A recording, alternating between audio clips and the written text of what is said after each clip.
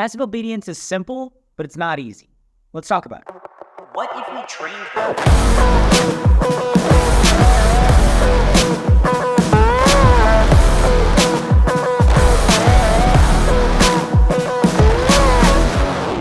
So I want you to think about it this way.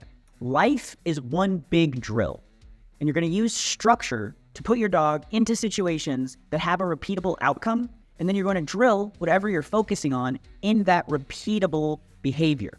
That's what drilling your dog's passive obedience looks like. And what that situation or drill is going to be completely depends on where your dog is at in their development. Do they have the physical, visual, and verbal communication necessary to set them up for success in the structured environment that you put them in? Providing structure means you're influencing the environment that your dog is put in, while language or communication is your influence in your dog's behavior in the environment that you put them in.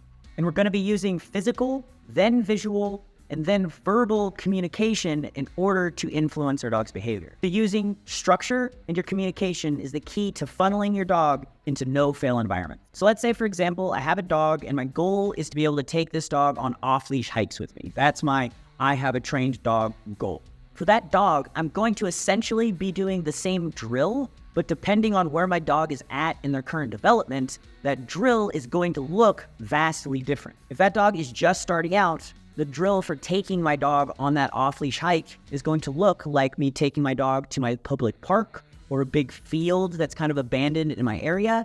And I'm going to have them on a 20-foot lead, and I'm going to walk, and when they are no longer paying attention to me, I'm going to let them hit the end of the leash, and I'm going to ditch them. I'm going to change direction. It's going to be physical communication is their first form of communication, and it's when you feel the physical communication, you need to look to me for guidance. It's probably that you weren't paying attention to me and I changed directions. Run to me, you'll be rewarded. I don't need to call my dog to come in that situation because they're not ready for visual communication. That's the least reliable, and going that route will teach my dog to only look to me if I call them, and if they're not being called, to not pay attention and keep moving forward on the hike. So if my dog is just starting out, I need reliable physical communication. But that dog further in development, in that setting, may no longer need the leash, so the owner can drop the long lead and let it drag as the dog runs around, and he knows that if he changes directions, the dog is going to constantly check in and follow him when he changes directions without the need for physical communication. He is now on visual communication where he knows to constantly look to his owner for guidance, and then he will be rewarded for that. Then he can also randomly introduce verbal communication when the dog doesn't notice that he is changing directions, or he's being aware but he didn't change directions, he's just calling him over. He can call him over because he already knows to look to him for guidance consistently. Now, that same exact dog might go to a more populated area and want to approach people, so that he has to go back to the original. He has to be on a leash, because if not, he will fail, because this is a more populated area.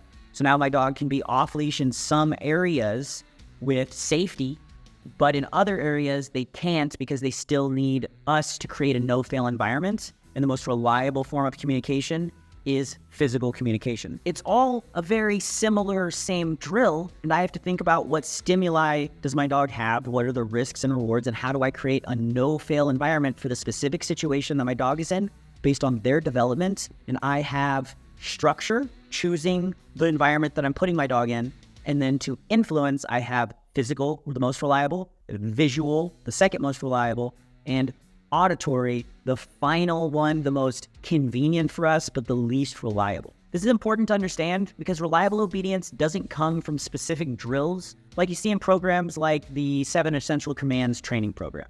In that type of training program, you do a traditional drill, and the goal of that drill is to teach a named command. But that type of training approach is unreliable because it's not very dynamic. You then have to generalize that command outside of your drill, and it's hard to generalize that specific command outside of the drill. It's not a seamless method.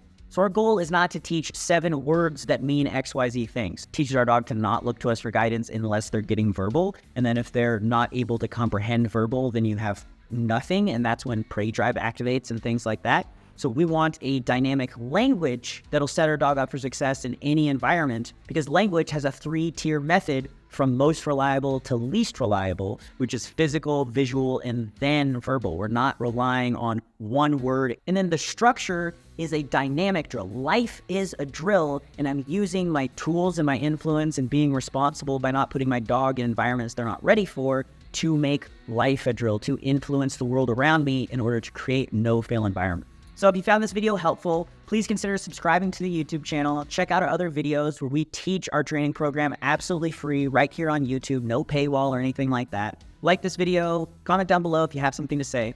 And if you watch our videos and you really like what we have to offer, and you'd like to become a certified abandonment prevention dog handler, or you'd like to support the training of abandoned dogs, check out our website, abandonmentprevention.com, where you can become a patron for $9 a month, and 100% of the proceeds goes towards training abandoned dogs. Or you can sign up for our online dog training program, where 50% of those proceeds goes towards training abandoned dogs. Thanks for watching.